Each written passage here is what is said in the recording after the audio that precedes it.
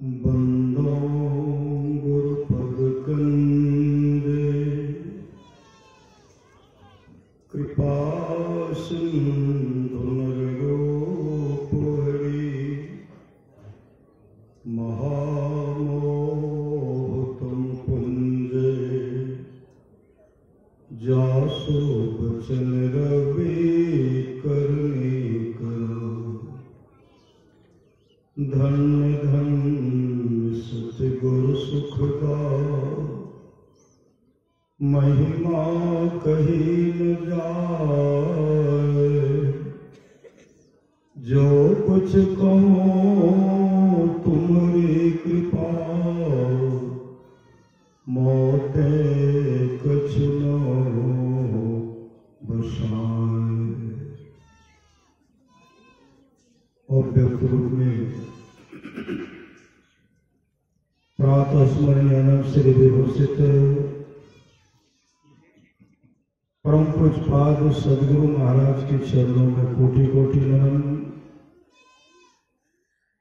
मंचासन परम पूज्यपाद बाबा के चरणों में कोटि कोटि नमन। विशिष्ट गुरुजन उपस्थित सत्संग प्रेमी महानुभावों माताओं एवं बहनों सभी कंदर में बैठे हुए परमात्मा को कोटि कोटि। महापुरुष की वाणी है अपनी अपनी करनी अपने अपने साथ, अपने अपने साथ करे जो आगे आवे बाप के करने बाप पोत पोते ही पावे। जोरू के करने जोरू खसम खसम को फलता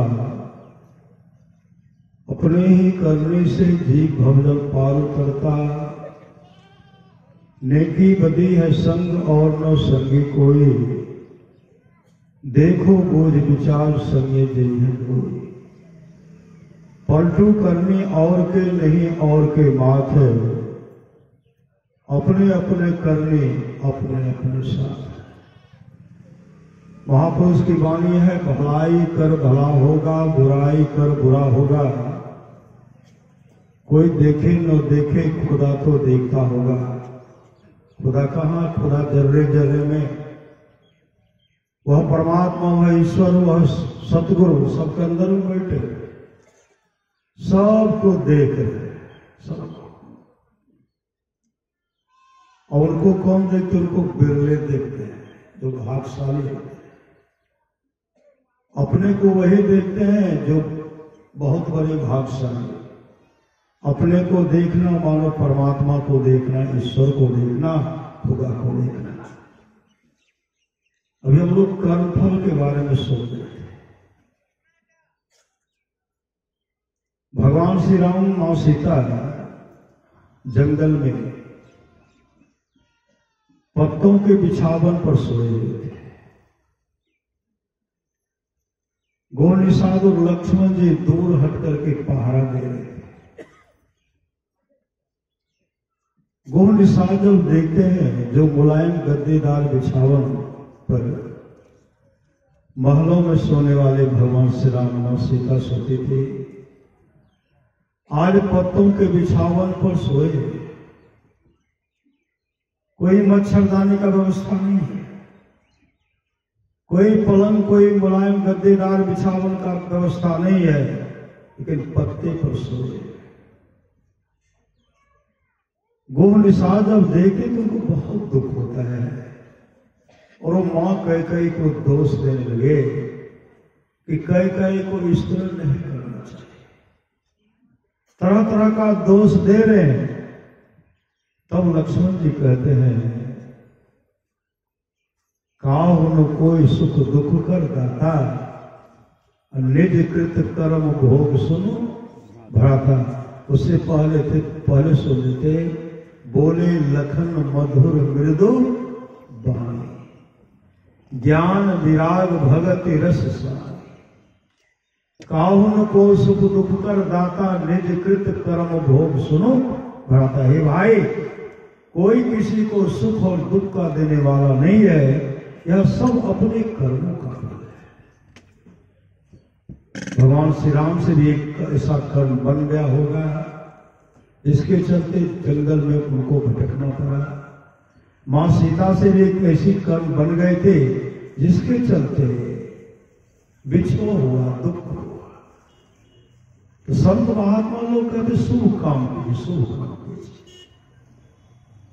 आप लोग जानते होंगे देवर्षि नारद गए नरक लोग। जब नरक लोग गए तो देखते हैं नरक के कुंड में, नरक में पखाना का कुंड है, एक प्राणी उसमें पड़े हुए, जमदूत उनके पांव को पकड़ करके विष्ठा को में डुबाते हैं, बाहर करते हैं, डुबाते हैं, बाहर करते हैं। जब बाहर करते तो छटपटाने लगते हैं। देवर्षि नारद देख रहे थे। जब वो देवर्षि नारद को देखते हैं तो अपना मोछ टेरने लगे। देवर्षि नारद कहते भैया तुम तो नरक के कुंड में पड़े हो, उसमें भी पखाना का कुंड है, विष्ठा का कुंड है, नाक और मुंह से विष्ठा स्पर्श हो रहा है, काफी दुर्गंध हो रही है, मोछ क्यों टेर रहे हो? नरक के कुंड में प्राण प्राणी कहते हैं देवर्षि आज मेरे घर पर सत्संग हो रहा, आज मेरे घर पर सत्संग हो रहा। देवर्षि नारद कहते किस खुशी में? नरक के कुंड में प्राणी कहते हैं मेरा पोता मां के पेट में गर्भ में है, सत्संग हो रहा है, जन्म लेगा तब सत्संग होगा। अब उस घर में बराबर सत्संग होता ही रहेगा, इसलिए मैं मोछ देगा। जो हमारे वंशज, हमारे पूर्वज नरक में पड़े हुए हैं, वो भी सत्संग का चाहना, वो भी सत्संग का कामना करते हैं। आज जो हम लोग सत्संग कर रहे हैं, ये यहां बेशक वहां बेशक, अभी तो पता नहीं चलेगा इसका कितना बड़ा फल होगा। जो अन्नदान, द्रव्य दान, तरह तरह का ज्ञान दान जो करवा रहे हैं, इतना बड़ा लाभ होगा। जब यहां से जाएंगे तब पता चलेगा कि मैंने सत्संग किया, अन्नदान किया, द्रव्य दान किया, आदि आदि दान किया, तो वहां किया, मृत्यु लोक में किया, यहां भी सुख से रह रहा, सुख से अपने जीवन को व्यतीत कर रहा। राजा श्वेत के बारे में आप लोग जानते हैं, वो दान नहीं किए थे, उनके जीवन में ऐसा शुभ कर्म बन गया था जिसके चलते ब्रह्मलोक की प्राप्ति हो गई, लेकिन वहां भूख प्यास सता गया। भगवान ब्रह्मा से कहते भगवान अरे जोरों की भूख प्यास लग रही है, सता रही है, भोजन का व्यवस्था किया जाए। भगवान ब्रह्मा का जिसके लिए आपको चिंता नहीं करना पड़ेगा, आपका तरो ताजा लाश सरोवर के किनारे में मृत्यु लोक में रखा हुआ है, वहां जाकर के खूब आनंद से खाइए। राजा श्वेत कहते वो कैसे खाया जाएगा? भगवान ब्रह्मा कहते खाना तो बढ़ेगा ही, क्योंकि आपने अन्नदान नहीं किया, आपने किसी तरह का शुभ काम आपने दान नहीं किया है, उसके चलते आपको खाना ही पड़ेगा। भूख की क्षुधा इतनी सताई, ब्रह्मलोक से विमान पर चढ़ करके आए, भर पेट अपने लाश को खाए, फिर स्नान किए, स्नान करके विमान पर चढ़ करके चले गए। एक दिन कई वर्षों तक खाए, कई वर्षों तक खाए। ब्रह्मा जी से कहते भगवान कब तक खाना पड़ेगा? खाता हूं, और दूसरे दिन एक बित्ता तो बढ़ ही जाता है, कहा कम से कम 100 वर्षों तक खाना पड़ेगा। कहा मेरा उद्धार कैसे होगा? कहा जिस दिन अगस्त ऋषि का दर्शन होगा उस दिन तुम्हारा उद्धार हो जाएगा।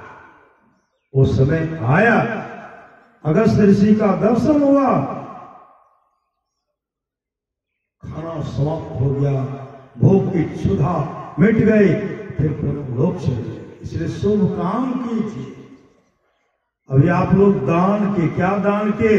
अभी आप लोग समय दान किए, 2 घड़ी 3 घड़ी जो घर से चल करके आए, श्वासा रूपी पूंजी जो है, श्वास में नाम का सुमरन करते हुए जो सत्संग स्थल पर आए और नाम का सुमरन जो कर रहे हैं और बैठकर जो सत्संग सुन रहे हैं, यह भी आप लोग दाने कर रहे हैं।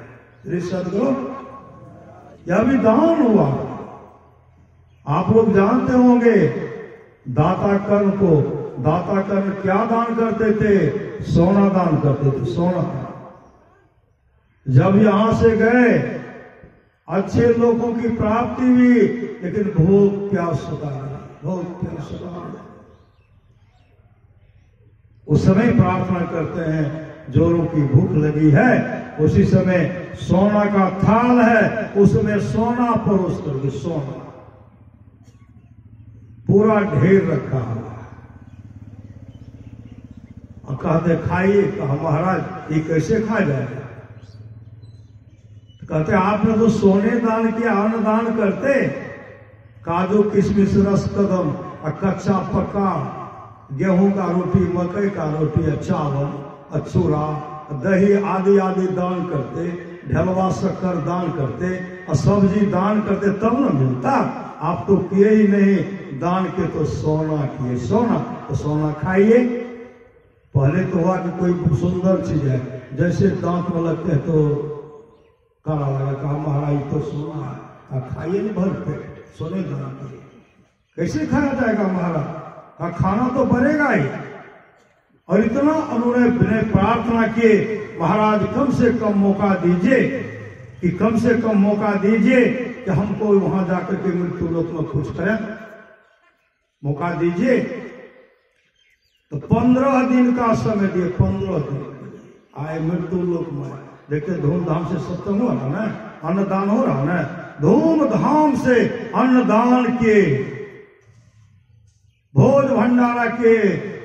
और जब यहां से गए तो जो जो दान के थे सुंदर सुंदर वहां भोजन मिला, आनंद से खाया। से सदगुरु, इसलिए अब की चूक मापने को चूकिए मत। समय मिला है, सत्संग कर लीजिए, दान पुण्य कीजिए, अपने जीवन के बागों को सदगुरु के हवाले कीजिए। यही लोग परलोक दोनों मंगलमय होगा, नहीं तो पश्चाताप करना पड़ेगा। पछतेवे रे बेमान, गुरु के पिसारी पछतेवे। अरे जल हीरा मोती संपत्ति बहुत, सब धन ठामे रहतो, ऐ तो जमे दो कामो नहीं दे तो तोरा माई बाप भाई, पुतली उलटी दे तो बेहतर देवे बाय। आगू आगू कहरिया भैया डोलिया लेने जाए, पाछू से जमरिया डंडा देने जाए। कहत कबीर सुनो हो साधु भाई, अवसर बीतल जय करी ले उपाय। यही उपाय हो रहा है, सत्संग नित्य और ध्यान नित्य कीजिए।